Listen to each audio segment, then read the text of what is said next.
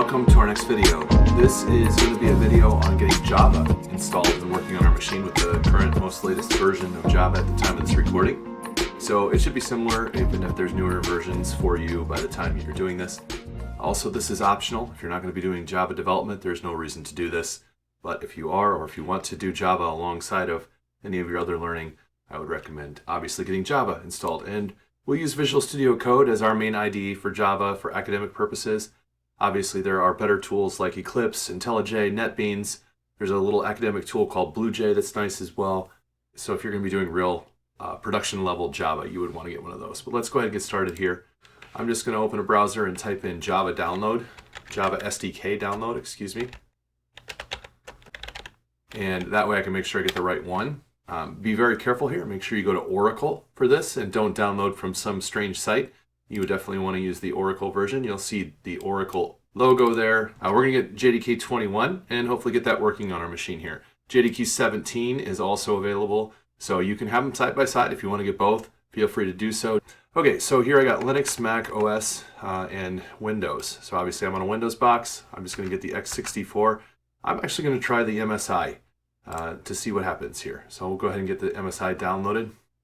And typically Java does a really nice job of having checksums and different things that you can check to see if that you got your actual valid version. I'm just going to trust that I did and run it through to completion. So hopefully we can get this to work. And here we're getting the installation for Java SE Development Kit. So the SDK for 21.0.1. Hopefully this is the right stuff for me today.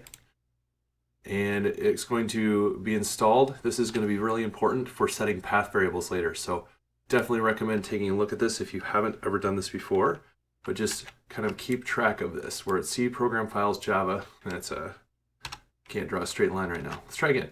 C program files Java JDK 21. This will be really important because there will be a bin folder in here. And inside that bin folder will be all of the stuff that we need, and we'll need to get that in our path. So just keep that handy. You should be able to find it pretty easily later anyway.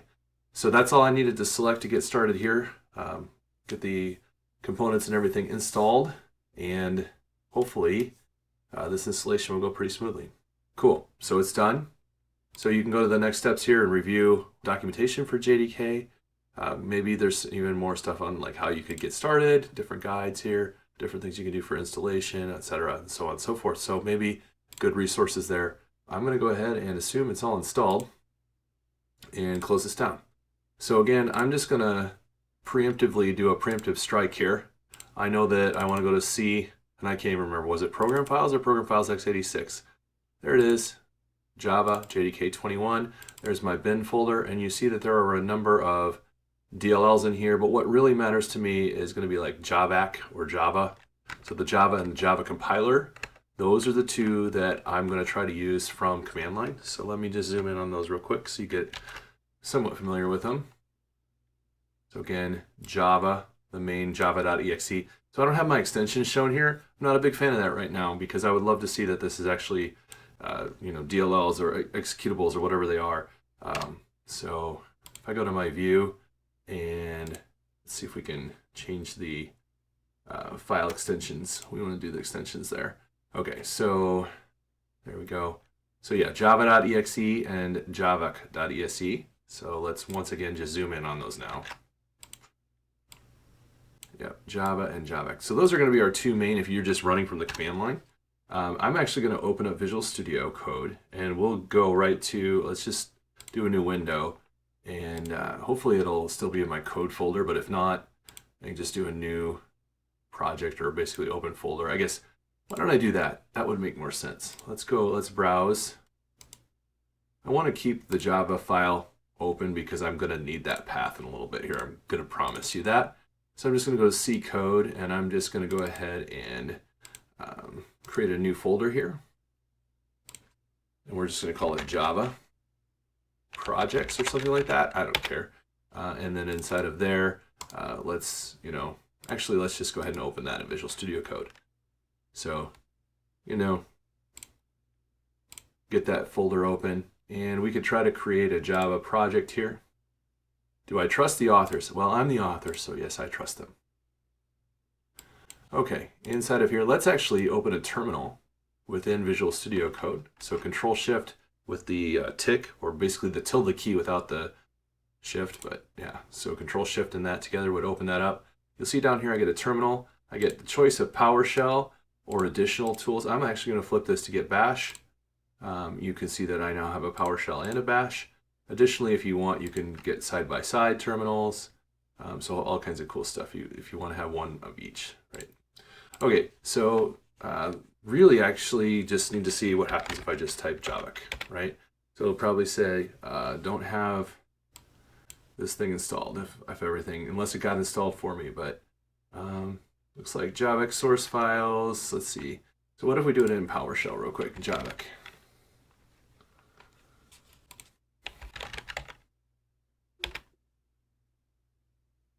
Yeah, so it looks like it actually knows what it is, which is pretty nice. That means it got installed into our path. Just real quick, so this used to be a lot harder to do, and I just want to double check because I don't trust necessarily this working. So I'm going to go to environment variables real quick, edit the system environment variables, and I'm just going to open this up, and I'm going to hit this environment variables down here. And in my path here, if I edit this, I just want to see, yeah, see I don't see Java there. Maybe down here in this path, it's down here. Let's see if it's in that one. And look at that, it is actually here, I believe. I think I saw it. I swear I thought I saw it for a second.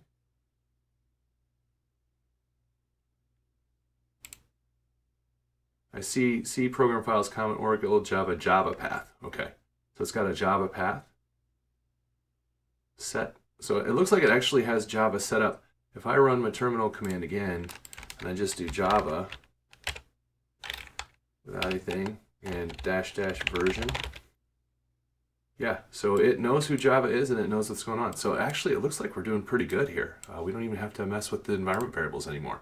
If for some reason you don't see it, know that you need to come to this path and you need to get that Java path variable set, or just set the path directly. And typically you would do that by adding in here, you would add in here a new one, and you would say, you know, I want this path to the bin folder for Java. So you would just drop that into your new, basically doing that actually sets that, and then typically that's all you would have had to do in the past. Looks like it's already got that set up, and I may have just actually screwed stuff up by adding that. Probably didn't, but you never know. So again, it could be also just the program files. Maybe a better way to do this would have been the %program files, like that. Okay. I just want to leave that actually. I don't think it matters either way. It looks like I already had it. I'm going to close Visual Studio Code and reopen it so I get a new terminal. And let's just open the Java projects folder again. And hopefully the terminal will stay open. It did. So I'm just going to clear this and hit my up arrow and see if I still, yeah. So I still have everything. Everything looks good. So now I could basically just validate that Java is installed by creating a new Hello World program. So we're going to do that from scratch. And in here, we're just going to create one called Hello World.java.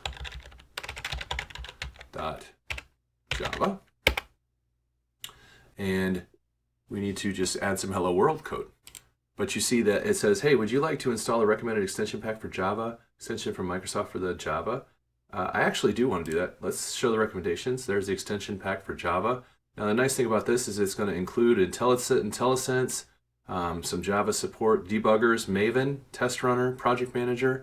So a bunch of other additional tools there. So I'm going to go ahead and install that because why not? It's free and it's going to give me some help. And then I might even look for additional extensions on top of that, where I might just see if I can find some other Java tools that I would want if I was doing maybe a Javadoc tool or something, right? You see that those were already installed likely. And then if you're doing Spring or Gradle or Maven tools, you might need some of that. You see there's other Java stuff here as well. So, you know, look into these, obviously, check into the ones you want. And if you like them, you use them, great. If not, also great. Okay, so we need to make a Hello World program. All right, so it's been a ton of time since I've written any basic Java like this, kind of from scratch. So I have, of course, this Hello World version. Now, what I did do differently here is I named my file with the small h. So Java is case sensitive. We name everything the same.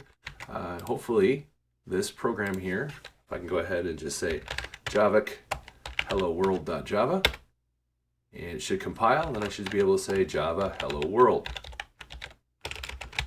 And we should see hello world. I am awesome, printout. Awesome. So we know Java's working. Of course, we have the tools installed now. So it might be even more fun to figure out like how to use some of the extension tools here to run this.